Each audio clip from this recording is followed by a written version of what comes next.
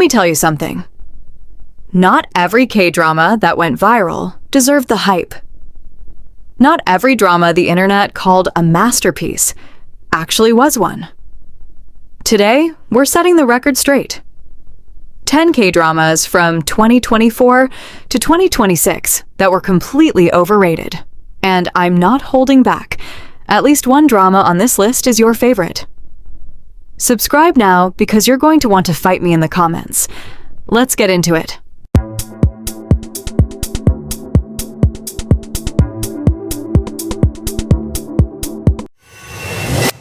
We're starting the overrated list at number 10 with a drama that had one of the most exciting premises of 2024, and then proceeded to waste almost every drop of that potential.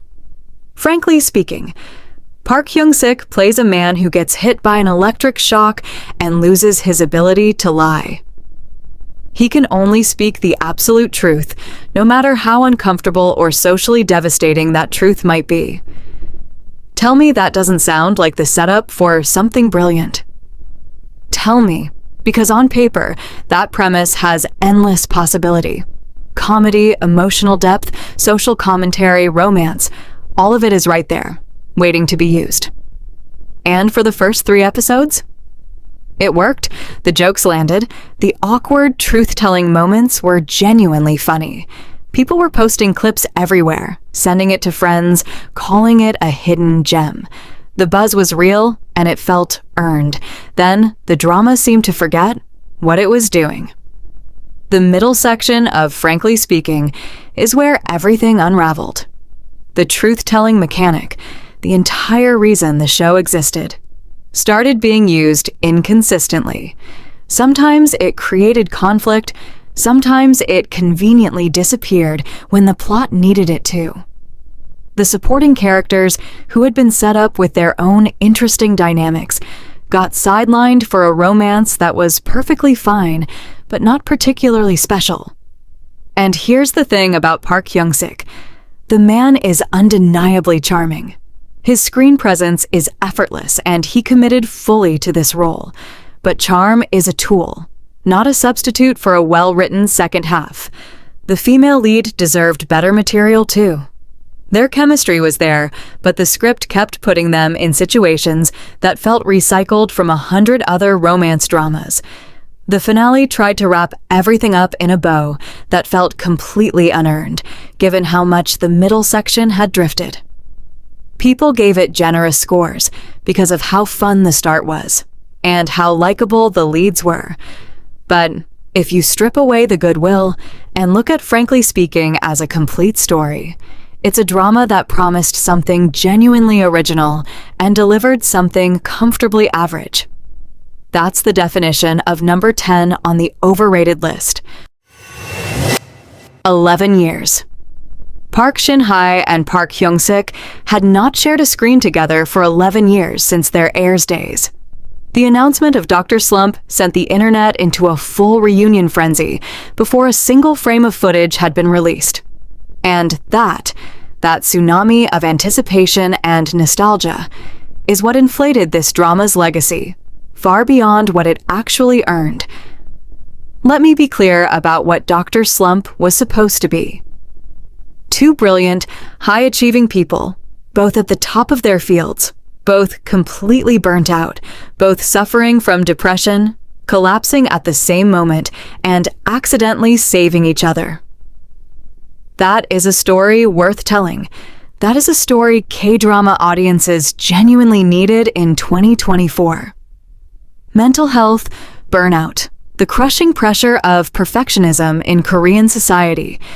These are real things that real people watching this show were going through. And the drama touched them, gently, carefully, and then moved on very quickly. The mental health elements that should have been the beating heart of Dr. Slump were handled with such softness that they lost their impact. Characters recovered faster than felt honest. The darkness that the premise promised was consistently softened into something more palatable and less true. By the time the romance took over in the second half, the whole reason the drama existed had been quietly shelved. What we got instead was a warm, pleasant, well-acted romance between two charismatic people. And look, there's nothing wrong with that. It was enjoyable. The leads had real chemistry. There were genuinely sweet moments between them that reminded you why people fell in love with both actors in the first place. But enjoyable and warm is not what this drama was supposed to be.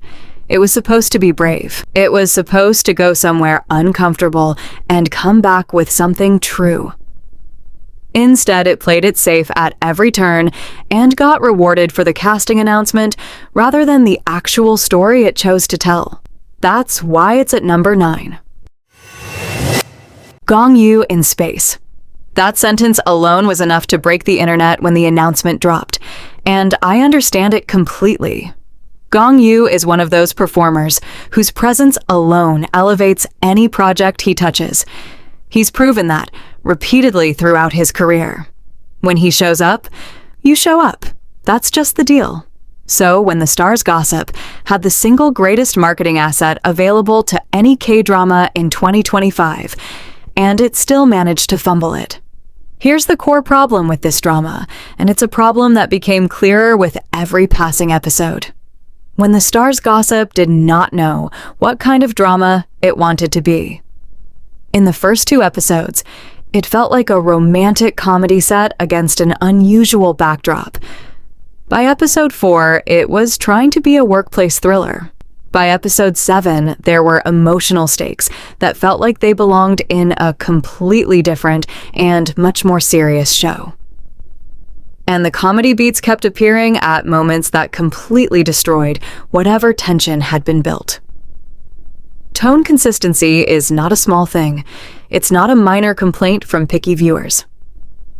When a drama cannot decide what emotional register it's operating in, you, as the audience, cannot invest properly. You're constantly recalibrating. Is this funny? Is this serious? Should I be worried or laughing right now?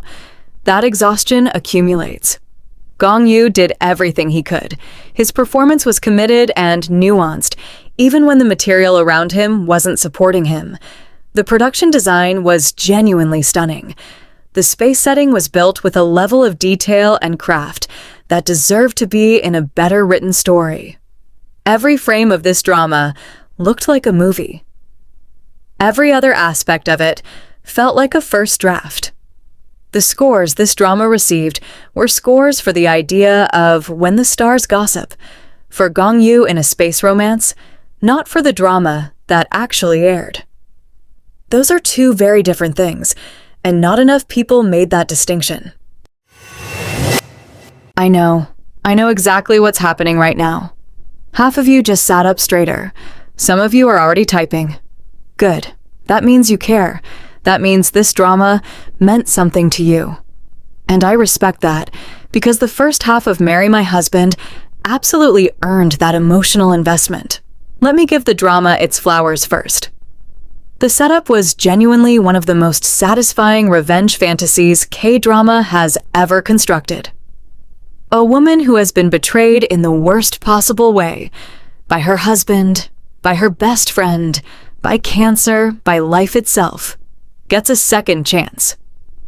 And instead of being passive and graceful about it, she weaponizes every piece of information she has from her first life to make the people who destroyed her suffer the consequences they should have had the first time around.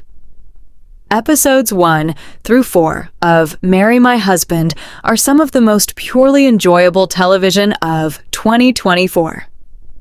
Sharp writing, perfectly calibrated revenge satisfaction. A female lead who is active and furious and brilliant. It was extraordinary. And then, the male lead arrived and the drama slowly forgot what it was.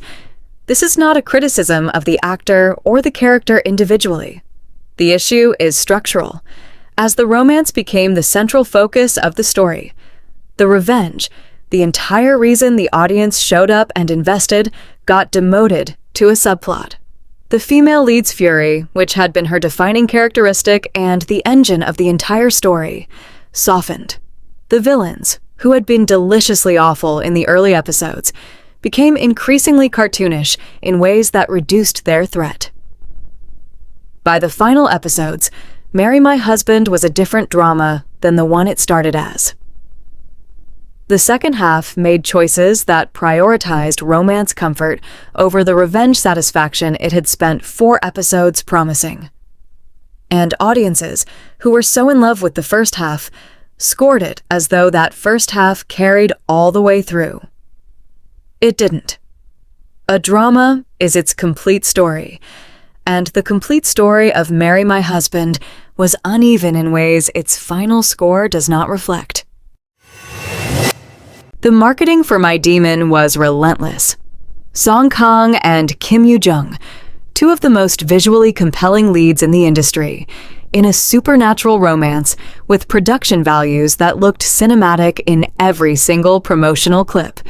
The trailers were edited perfectly. The posters were stunning. By the time episode 1 dropped, the anticipation had been built to a fever pitch. And the chemistry delivered. I want to be completely honest about that because it matters. Song Kang and Kim Yoo-jung had genuine, undeniable chemistry. The bickering in the early episodes was fun. The push and pull of their dynamic had real electricity. When this drama was working, you could feel why people were falling for it. But here's what My Demon asked you to do in exchange for that chemistry. It asked you to not think too hard about anything else. And that's a significant ask. The supernatural world-building in this drama was a disaster. The rules governing Song Kang's demon powers changed based on what the plot needed in any given episode, rather than any internal logic the show had established. Every time a new constraint or ability appeared, you could feel the writers working backwards from the story, beat they wanted to hit, rather than forwards from an established mythology. For a drama whose entire premise depended on you understanding and accepting the supernatural rules, this was a fundamental failure. The corporate thriller subplot, which took up a significant portion of the drama's runtime, felt like it had been imported from a completely different show. The connection between the corporate machinations and the supernatural romance was thin and unconvincing, and the time spent on it was time taken away from the central relationship that people were actually watching for. The finale tried to resolve threads that had been tangled for 8 episodes, and the result felt less like a satisfying conclusion than like someone cutting through a knot with scissors because they couldn't find the end. Song Kang carried this drama on his back. Kim Yoo-jung's charisma kept it watchable, but charm and chemistry cannot be the whole drama. At some point, the plot has to work too. Let's be honest with each other about something before we get into this one. Squid Game Season 1 was not just a great drama, it was a cultural moment. It crossed language barriers and genre barriers and platform barriers in a way that almost no piece of content, not just K-drama, content full stop, had ever done before.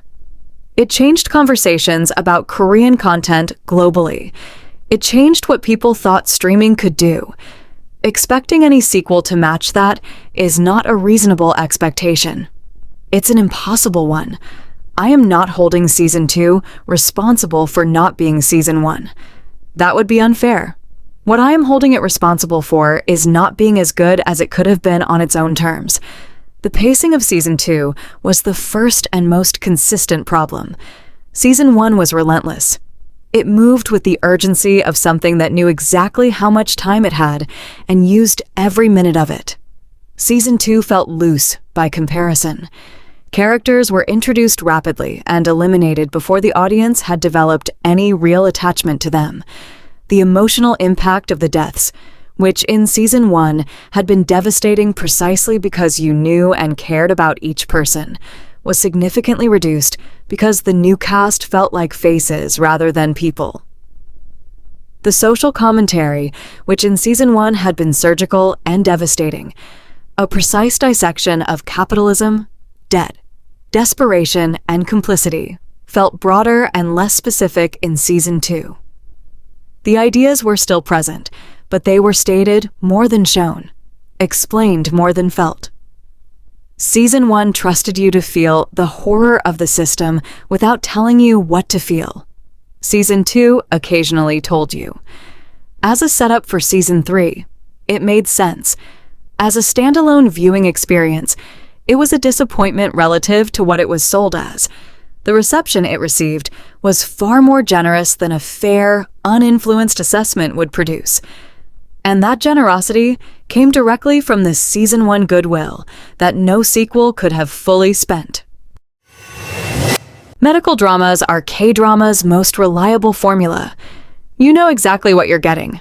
A genius doctor with emotional walls, life or death stakes in the operating room, hospital politics that mirror the personal conflicts, and a romance that develops against a backdrop of people literally fighting for survival.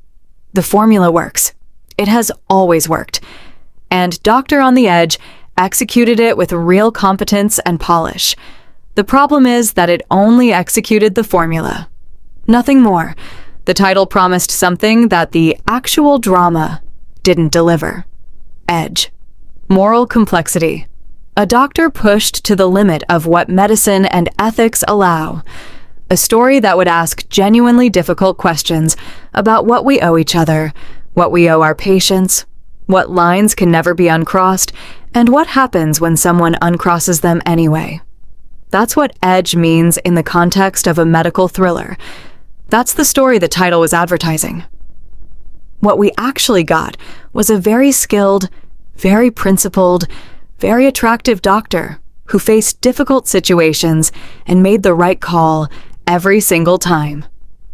There was a moment, around episode 5, where it looked like the drama was about to commit to a genuinely morally ambiguous choice. The setup was there. The tension was real. And then the drama flinched. It gave the character an out and took it, and the rest of the series never came close to that edge again. The lead performance was strong, the medical cases were well-researched and dramatic. The OST was gorgeous, and people were streaming it before they'd finished the series. From a production standpoint, this was a premium drama that looked and sounded exactly like what it was supposed to be. But premium production around a safe story is still a safe story. And a drama called Doctor on the Edge that never once makes you genuinely uncomfortable is a drama that didn't keep its own promise.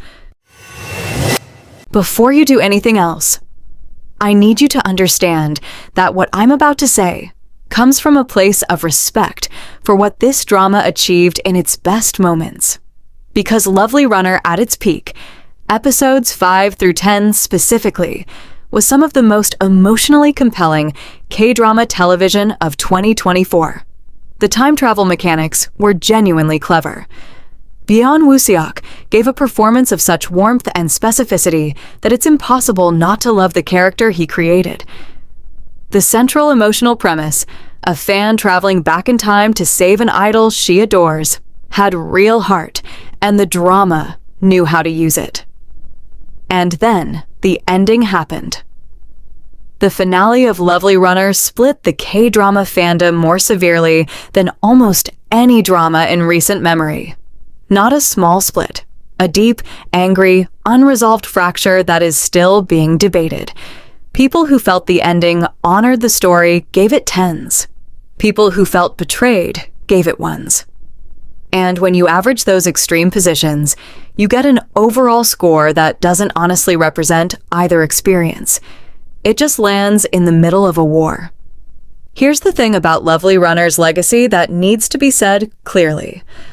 The overall rating and critical reception of this drama has been carried by the passionate devotion of the audience that fell in love during those middle episodes. That love is real, and it's valid. But love for a drama's best moments is not the same as an honest assessment of a drama as a complete work. And as a complete work, from beginning to end, including that ending, Lovely Runner is a very good drama with a divisive finale. Not the masterpiece, not the 10 out of 10. A very good drama with a deeply contested conclusion.